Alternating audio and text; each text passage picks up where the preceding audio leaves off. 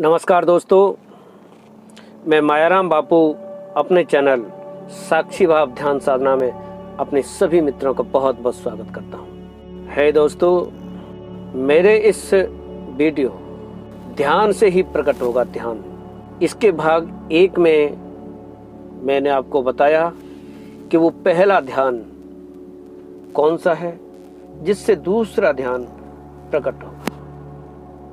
वो दूसरा ध्यान क्या है, इसकी चर्चा मैं भाग 3 में करूंगा।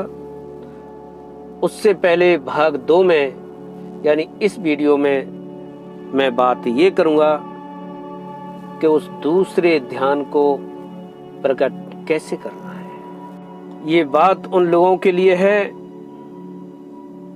जो लोग ध्यान के मार्ग पर बढ़ रहे हैं, उस दूसरे ध्यान को प्रकट करने की कोशिश कर रहे हैं, उनके लिए है ये। इसके लिए इस विषय पर मेरे वीडियो पहले से बनी हुई हैं।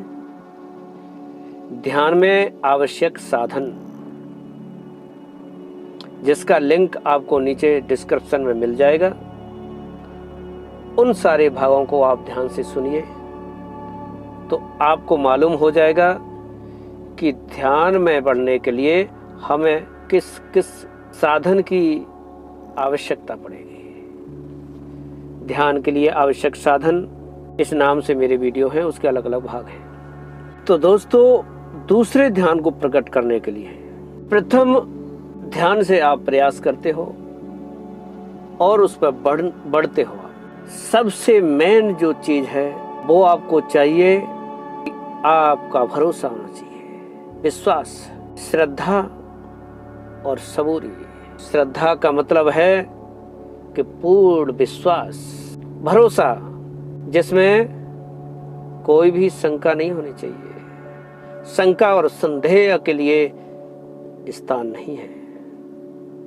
और सबूरी यानी धैर्य रखिए, धीरज रखिए, लगातार उस मार्ग पर बढ़ते रहिए, आप लक्ष्य तक पहुंच जाओगे।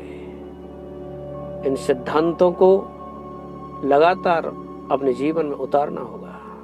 जैसे मान लीजिए कि किसी व्यक्ति को कोई बीमारी है और वो हकीम के पास जाता है, तो पहली बात तो ये कि उस हकीम के पास उसे जाना चाहिए जिसके ऊपर उसे पूरा भरोसा है, पूरा विश्वास है कि वो जो दवाई देगा वो ठीक देगा और उससे मैं निश्चित रूप से ठीक हो जाऊंगा। ये भरोसा हो तभी आप उस डॉक्टर, उस हकीम के पास जाइए, नहीं तो जिस पर भरोसा हो उसके पास जाना चाहिए। उसके बाद जैसे ही आप उस हकीम के पास, उस डॉक्टर के पास पहुंचते हो, वो व्यक्ति आपको दवा देता है। वो दवा कब देगा, वो पहले अच्छे से जान लेगा कि इसे बीमारी क्या है।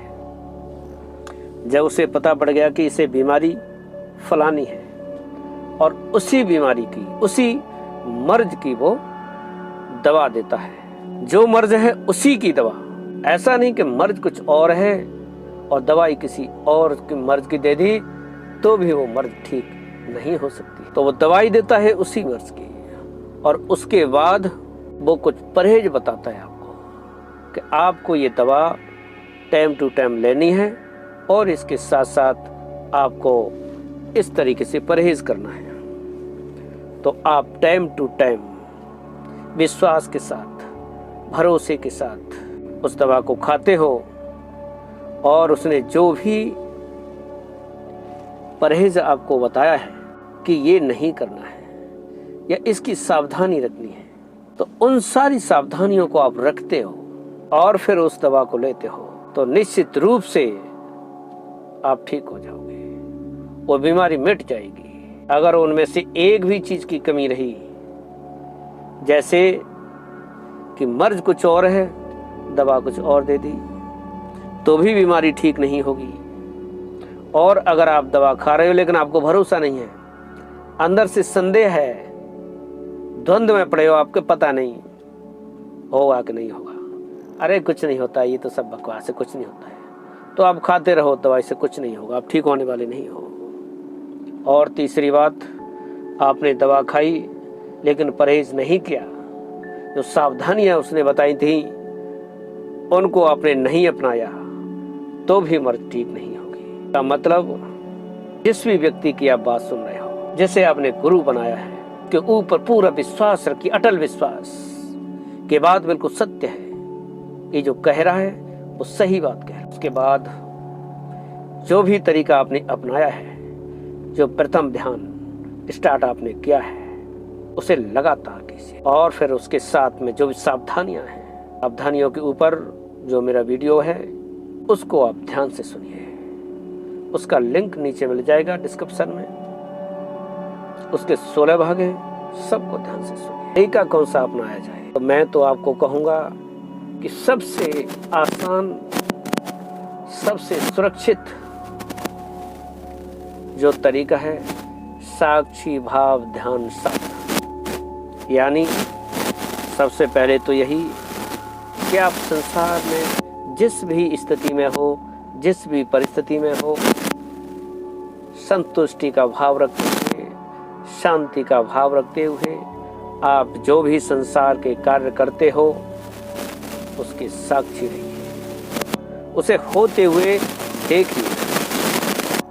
के बाद साथ ही साथ विपश्यना ध्यान विधि, यानी अपनी श्वास को देखना, आती जाती श्वास पे ध्यान लगाना, ये विपश्यना ध्यान तो सबसे सुरक्षित, सबसे सेफ और बहुत ही ज़्यादा पावरफुल है, जो किसी भी स्थिति में किसी भी समय की जा सकती है। चाहे आपने खाना खाया हुआ है, चाहे आप भूखे हो, चाहे आप लेटे हो, चाहे आप खड़े हो, गाड़ी में चल रहे हो, बैठे हो, जहाँ भी आपको टाइम मिलता है 1 मिनट का भी अपनी श्वास के साक्षी हो सकते। और सुबह के टाइम जब आप मेडिटेशन करते हो, ब्रह्म मुहूर्त में करते हो, सबसे बेस्ट है। और जब भी करते हो तब अनहद नाद का उच्चारण कीजिए। यही वो तरीके हैं जिनको अपना सकते हो आप, जो प्रथम ध्यान के तरीके हैं। और इन सारे तरीकों के द्वारा आप दूसरे ध्यान में प्रवेश कर सकते हो। तो हे दोस्तों, बात को बहुत लंबी न बढ़ाते हुए वीडियो को यहीं पर ख़त्म करता हूँ। अगले भाग यानी तीसरे भाग में मैं चर्चा करूँगा कि वो दूसरा जो ध्यान है वो क्या है, उससे क्या होगा। वो बात उन लोगों के लिए होगी जो लोग कहते हैं कि ध्यान व्यान सब बकवास है, कुछ नहीं होता है।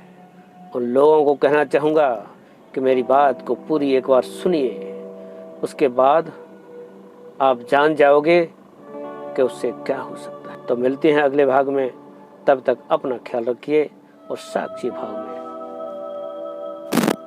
रहिए। नमस्कार।